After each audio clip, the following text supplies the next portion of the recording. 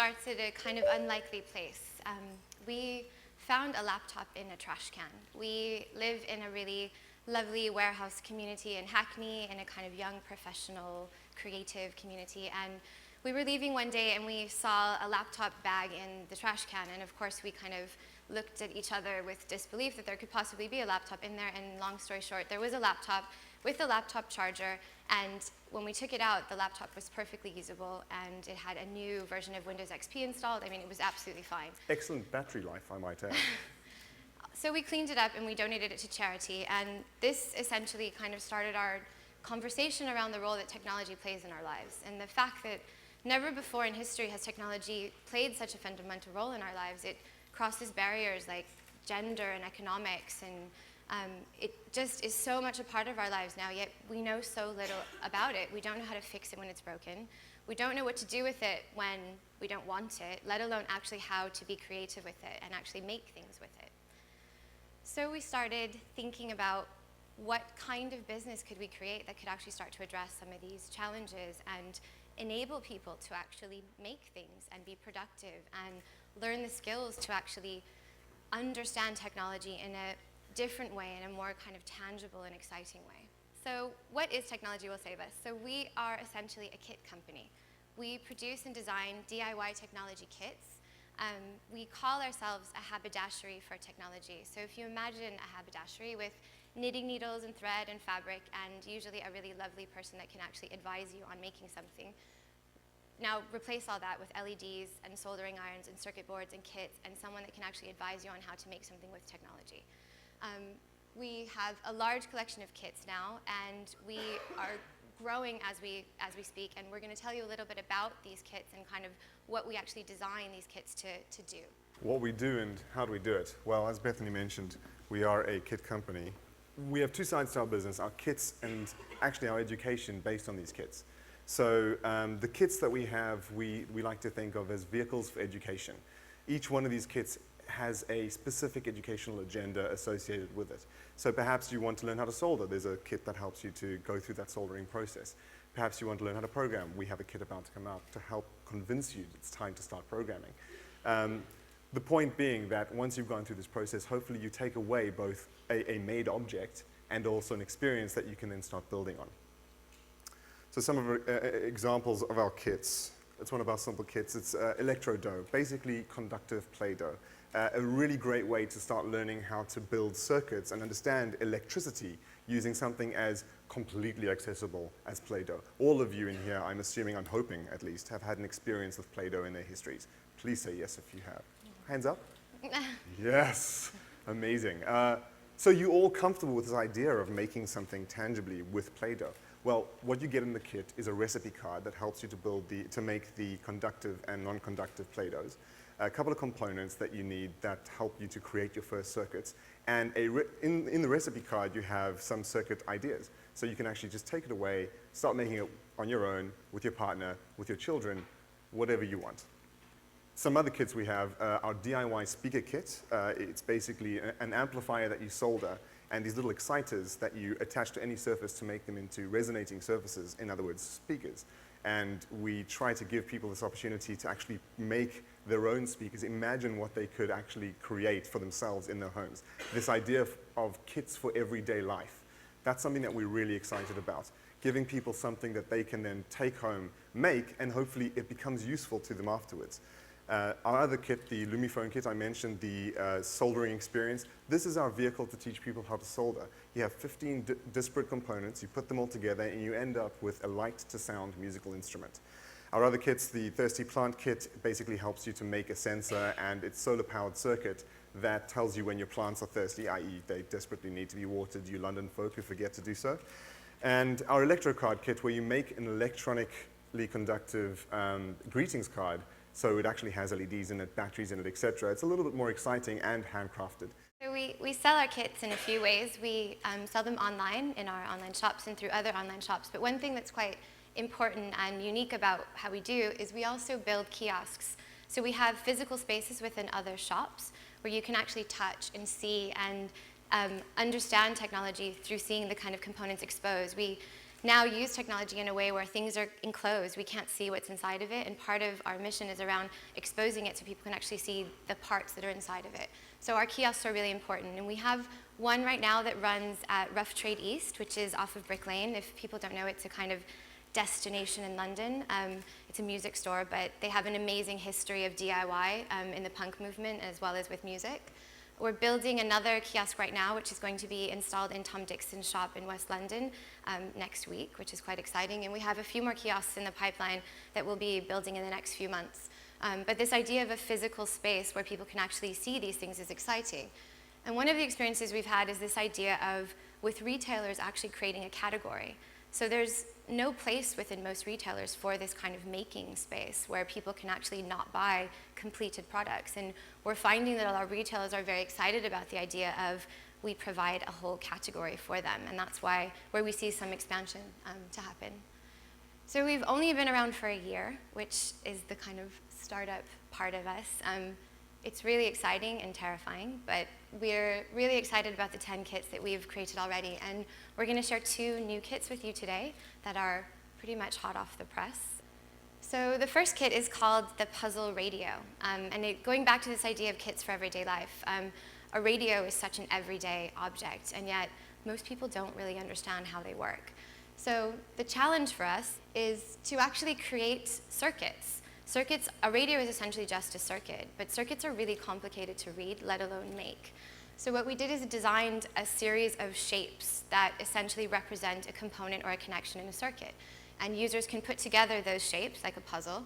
And the way you construct that doesn't actually matter as long as you're creating the circuit. So in the end, you construct a 3-dimensional circuit, which if you've connected it correctly, is actually a radio. And this is on display right now at the Design Museum. We collaborated with a fantastic designer on this named Yuri Suzuki. And we're hoping to essentially put it in production before Christmas time. And the great part about this also is that it's essentially a system. So we can produce other things like lights and potentially transistors. So this is one of our new kits that we're hoping to release very soon. Our other new kit, which we're really excited about, I'm really excited about the puzzle too, because it looks awesome. But this kit is called Bright Eyes. It's basically a set of glasses with about 150 LEDs on the front of them in the lens areas. And it's not a bad resolution for a screen on your face. What's cool about this is we're really excited about a future where people are going to have to program things. There's a lot of APIs out there. There's going to be more of them. There's a need to know how to script things. But there's not enough people really learning how to program. So we need to inspire people and convince people it's time to learn. This kit is our first stab at doing that, giving people something that's pretty cool. And if you wanted to do anything interesting, you have to learn how to program it to do so. If programming is a little bit too difficult for you to jump right into, you can at least create some content, add it to a little micro SD card, because there's a little micro SD video player in the bridge, and push play, and it just plays the video across your eyes. You can actually see through them, I promise you, unless they're insanely bright, which sometimes happens. We've gone through the whole process of prototyping all sorts of different shapes. We're actually literally next week, I think Wednesday, expecting our Gold Master version 1.0 prototype to come off the printed circuit board press. So we should have these ready for Kickstarter campaign to help us produce them quite soon. This is a little video, teaser.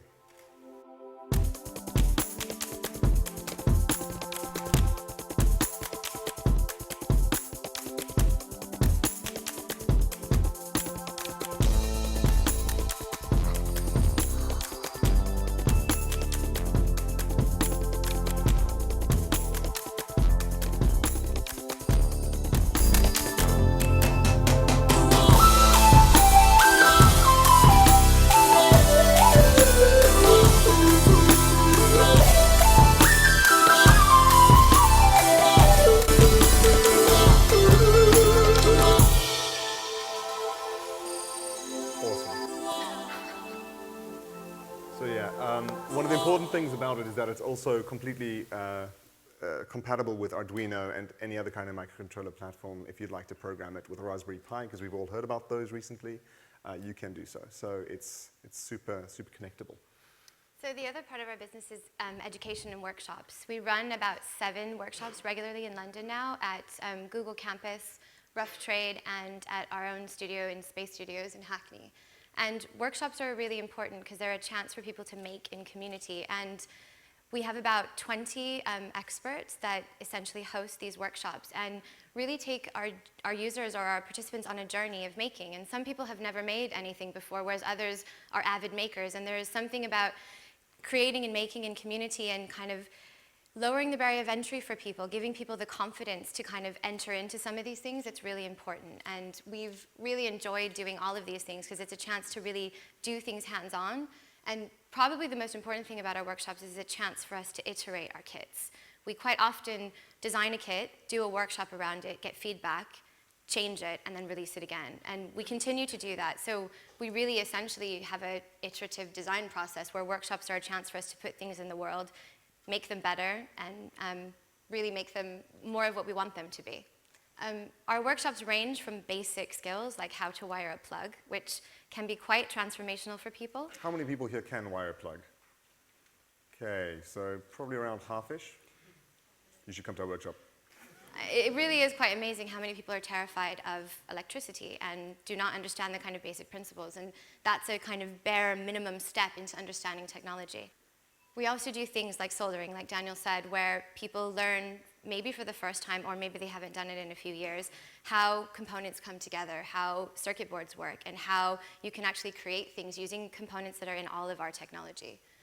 So back to this idea of the DIY speakers, I wanted to return to this because it makes sense to think about what actually gets taught in a workshop. You don't just make the amplifier, but you actually learn enough about sound theory to help you to construct and imagine or design your own set of speakers. So it's not just about the electronics, it's also about the relationship of the electronics with the material that you're connecting them to, and ultimately you create your sort of version 0.1 speakers that you might want to have at home. We've had everything from sort of polystyrene suspended with duct tape and all sorts of other really wonderful things, bookshelf speakers, things like that, really fun stuff, all coming out of our attendees. Our thirsty plant, what we like about this one is you actually make the sensor yourself with plaster of Paris and some nails. And that is your sensor, that is your moisture sensor. You pop that into your pot plant, add it to the twist together components, and you end up with a solar powered thirst detector for your plants in your London home. Arduino, I don't know, I'm assuming a lot of you know about Arduino, hands up? And sorry, I keep asking you to raise those hands, apologies for that. But Arduino is a fantastic open source hardware platform. It's pretty damn easy to program. It helps you to build very simple prototypes for physical prototypes primarily. It is a growing community of interest right now. I think Tesco's is even selling Arduino, so that's a really big deal. We offer sort of beginner and intermediate classes in Arduino because we think it's really important for this uptake to sort of grow, and we're excited to see what happens because there's so much interest in it. We're going to see so many more bespoke, sort of personalized devices in the world in the near future. We also have these pop-up moments where we have sort of like a meeting with an expert. This was a real inspiration to us to create DIY kits for every day. We had an elderly gentleman come in and bring his doorbell to us. He couldn't hear very well. In fact, he could hardly hear anything at all. And he said, I needed to see my doorbell because I can't hear it. And so in 15 minutes, we soldered a couple of LEDs to it, and we solved that problem quite readily. And we realized that one person's potential need could be a whole community's need. And so this idea for kits for every day became really relevant to us. We do technology demonstrations where we can show people the creative potential of technology. In this case, people chose an image, piped it to a strip of LED light, and then painted with it in space. We took long exposure photographs of that, and you ended up with these beautiful light paintings. Not only do we create with technology, but we tear it down, because it's important to know what goes into the stuff in your light. A toaster, in this case, we ripped it apart. It was broken already, I should just say that. And our incredibly talented, amazing engineer explained to people what goes into making these things and how you could potentially change it into something else entirely. So in closing, we kind of see our business as part of a really big shift around making. We kind of imagine a world that's maybe a little less sci-fi, where robots take over the world, and maybe it's a little more bespoke, where our devices don't all have to be the same, where our problems can actually be solved by us, and where technology can actually be a little more meaningful because you've made it, and you might feel slightly different about it because your hands actually created it. So that's our business.